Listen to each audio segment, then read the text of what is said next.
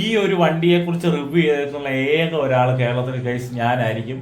അപ്പോൾ hello guys, it's me Dilbros guys. നമ്മുടെ ഒരു പുതിയൊരു വീഡിയോയിലേക്ക് എല്ലാവർക്കും സ്വാഗതം. അപ്പം ഗൈസ്, നമുക്ക് ഇതിനുള്ള മുമ്പുള്ള വീഡിയോ ഒക്കെ നിങ്ങൾ കണ്ടല്ലോ.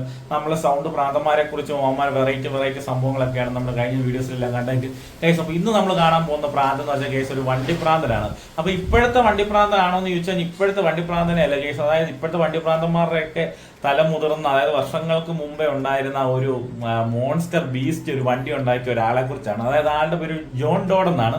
അപ്പം 1960, അതായത് 1960 കാലഘട്ടങ്ങളിൽ റോൾസ് റോയ്സിനെ വരെ വെല്ലുന്ന തരത്തിൽ വണ്ടി ഇറക്കി യൂറോപ്പിൽ മൊത്തം തരംഗം സൃഷ്ടിച്ച ഒരു വ്യക്തിയാണ് ഈ ജോൺ ഡോഡ് എന്ന് പറയുന്നത്. അപ്പം പുള്ളി നിർമ്മിച്ച ഒരു വണ്ടി എന്ന് പറഞ്ഞ കേസ് നിങ്ങൾ ഒരു രക്ഷയില്ലെന്ന് വെച്ചാൽ റോൾസ് റോയ്സിന്റെ തന്നെ V12 എഞ്ചിൻ, അതായത് V12 എഞ്ചിൻ നിർമ്മിച്ച്, അതായത് അക്കാലത്ത്, അതായത് 1977 ലോകത്തിൽ തന്നെ ഏറ്റവും സൂപ്പർ കാർ, അല്ലെ ഏറ്റവും പവർ കൂടിയ കാർ എന്നുള്ള ഗിന്നസ് വേൾഡ് റെക്കോർഡ് നേടിയ ഒരു വ്യക്തിയുടെയും ആ പുള്ളി നിർമ്മിച്ച ഒരു വണ്ടിയുമാണ് ഗൈസ് നമ്മൾ ഇന്നത്തെ വീഡിയോ നമ്മൾ കാണുന്നത്. അപ്പൊ ഗൈസ് നമുക്ക് നേരെ വീഡിയോയിലേക്ക് പോവാം, വണ്ടിയുടെ വിശേഷങ്ങൾ കാണാം. ഓക്കെ, അപ്പൊ ഗൈസ് ഇതേ കണ്ടല്ലോ. അപ്പൊ ഞാൻ നമ്മുടെ ആ വണ്ടിയുടെ റിവീലിംഗ് ആണ് ഗൈസ്. അപ്പൊ നിങ്ങൾ നോക്കിക്കണം, എന്താ ബീസ്റ്റ് എന്ന് പറയുന്ന അന്യായ മുതൽ വണ്ടിയാണ് ഗൈസ് ഈ കാണുന്നത്.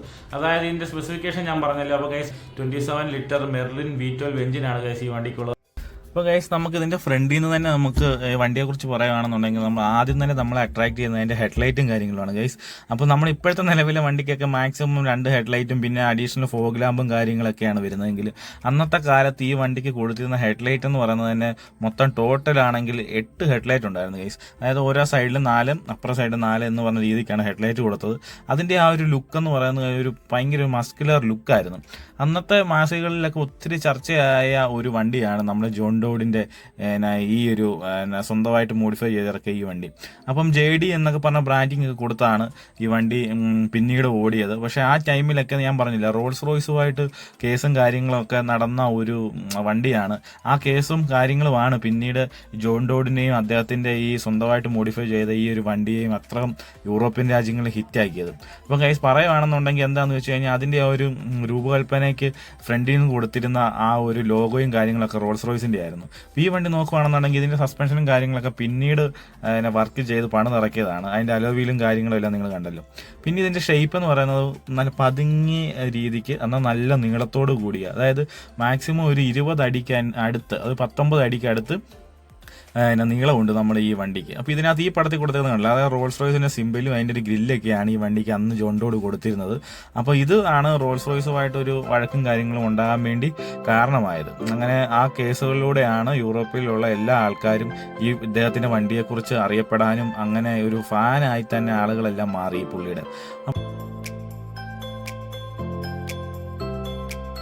അപ്പം കേസ് അങ്ങനെയാണ് നമ്മുടെ ഈ ഒരു വണ്ടിയുടെ ഒരു മൊത്തത്തിലുള്ള ലുക്ക് നിങ്ങൾ കണ്ടല്ലോ. അതായത് ഒരു ബോട്ടിൻ്റെ അല്ലെങ്കിൽ ഒരു പ്ലെയിൻ്റെ ഒക്കെ ഒരു സാദൃശ്യം ഈ വണ്ടിക്ക് കൊടുത്തിരുന്നു. അപ്പോൾ കേസ് നിങ്ങൾ ശ്രദ്ധിക്കണം, സൺറൂഫ് നിങ്ങൾ ശ്രദ്ധിച്ചില്ല. അതായത് അന്നത്തെ കാലത്ത് തന്നെ സൺറൂഫും കാര്യങ്ങളും ഉണ്ടായിരുന്നു.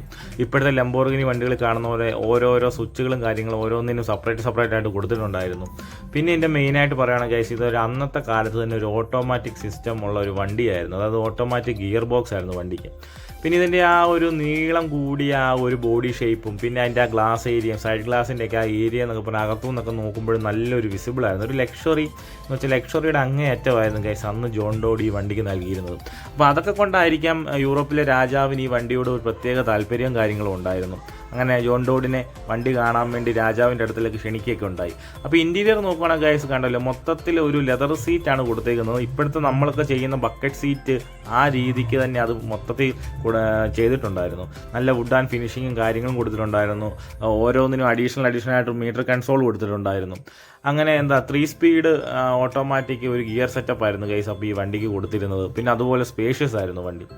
എന്തുകൊണ്ടും ഈ വണ്ടി എന്ന് പറഞ്ഞു കഴിഞ്ഞാൽ ഇപ്പോഴത്തെ നമ്മുടെ ഒരു യുവജനങ്ങളുടെ മനസ്സിൽ നമ്മൾ കൊണ്ടു നടക്കുന്ന ആ ഒരു രൂപം അന്ന് ഈ വണ്ടിക്ക് ഉണ്ടായിരുന്നു. 2250 കിലോഗ്രാമാണ് ഗൈസ് അപ്പോൾ ഈ വണ്ടിക്ക് വെയിറ്റും കാര്യങ്ങളും വന്നത് 19 ഫീറ്റ് നീളമുണ്ടായിരുന്നു. അപ്പോൾ ഇത്രയും വലിയ ഈ ഒരു എൻജിൻ സത്യം പറഞ്ഞാൽ ഗൈസ് പറയുകയാണെങ്കിൽ ഈ എൻജിനെ താങ്ങി പോകണമെന്നുണ്ടെങ്കിൽ ശരിക്കും എത്രയ്ക്ക് നല്ല ക്വാളിറ്റിയും അത്ര നല്ലതായിട്ടുള്ള ഒരു ബോഡി ഉണ്ടെങ്കിലും അതിൻ്റെ ആ ഒരു ചേസ് ഭാഗങ്ങളുണ്ടെങ്കിലേ പറ്റത്തുള്ളൂ. അപ്പം അതുകൊണ്ടൊക്കെ തന്നെ ആയിരിക്കാം ഏറ്റവും വേഗത കൂടിയ ഒരു കാർ എന്നുള്ള ഒരു പരിവേഷവും അതിന് ഗിന്നസ് വേൾഡ് റെക്കോർഡും കാര്യങ്ങളും എല്ലാം നമ്മുടെ ജോൺ ഡോഡിൻ്റെ ഈ ഒരു വണ്ടിക്ക്, അതായത് സ്വന്തമായിട്ട് മോഡിഫൈ ചെയ്ത് ഈ ഒരു വണ്ടിക്ക് കിട്ടാൻ തന്നെ കാരണം. അപ്പം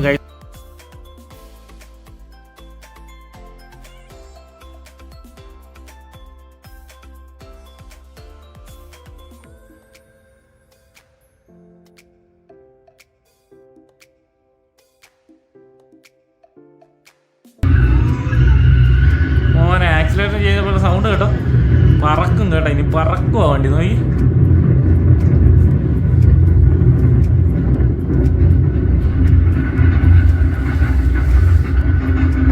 കണ്ടല്ലോ ബീസ്റ്റ്, അതായത് മോൺസ്റ്റർ, അതായത് നമ്മുടെ ജോൺ ഡോണിന്റെ ബീസ്റ്റ് എന്ന് പറയുന്ന വണ്ടിയാണ് ഗൈസ് നമ്മൾ നിങ്ങൾ കണ്ടല്ലോ. അപ്പൊ കണ്ടല്ലോ അക്കാലത്തെ അമ്മാതിരി ഒരു വണ്ടി എന്ന് പറഞ്ഞ ഗൈസ് ഇപ്പൊ ഈ കാലത്ത് കാണുന്ന, അതായത് ഇപ്പോഴത്തെ ഞാൻ വരെ കണ്ടിട്ട് അതിശയിച്ചു പോവാണ്. അതായത് ഇപ്പോഴത്തെ ഒരു തലമുറയ്ക്ക് പോലും അന്നത്തെ ആ വണ്ടികളും അതിന്റെ ലുക്കും കാര്യങ്ങളൊക്കെ പറഞ്ഞിട്ടുണ്ടല്ലോ, ഒരു ഭ്രാന്താണ് കേട്ടല്ലോ.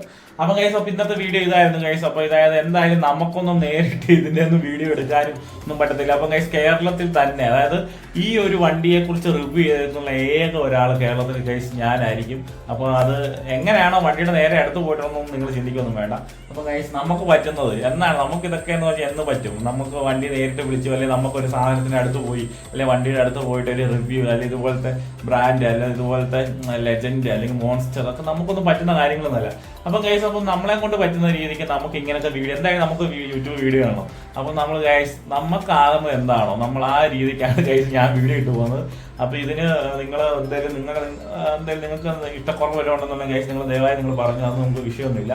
അപ്പൊ ഗൈസ് എന്നെയും കൊണ്ട് ഇപ്പം ഒരു സാധനം പർച്ചേസ് ചെയ്യാനോ, അല്ലെങ്കിൽ അതിന്റെ റിവ്യൂ ചെയ്യാനോ, അല്ലെങ്കിൽ ഒരു വണ്ടി കണ്ടാലോ അതിന്റെ റിവ്യൂ ചെയ്യാനോ ഒന്നും നമുക്ക് അതിനെക്കുറിച്ച് സാധിക്കുന്നില്ല. അപ്പം എനിക്ക് പറ്റുന്ന രീതിക്ക് നമ്മുടെ ഇതുപോലുള്ള വ്യത്യസ്തമായ സംഭവങ്ങളൊക്കെ ഞാൻ നിങ്ങളിലേക്ക് എത്തിക്കുന്നത് നിങ്ങൾക്ക് ഇഷ്ടപ്പെട്ടില്ലെന്നുണ്ടെങ്കിൽ നിങ്ങൾ പറയണം കേട്ടോ. ഇഷ്ടപ്പെട്ട ലൈക്ക് ചെയ്യുക, ഷെയർ ചെയ്യുക, സബ്സ്ക്രൈബ് ചെയ്യുക. അപ്പോൾ അടുത്തൊരു വീഡിയോ ആയിട്ട് വരാം. Bye guys.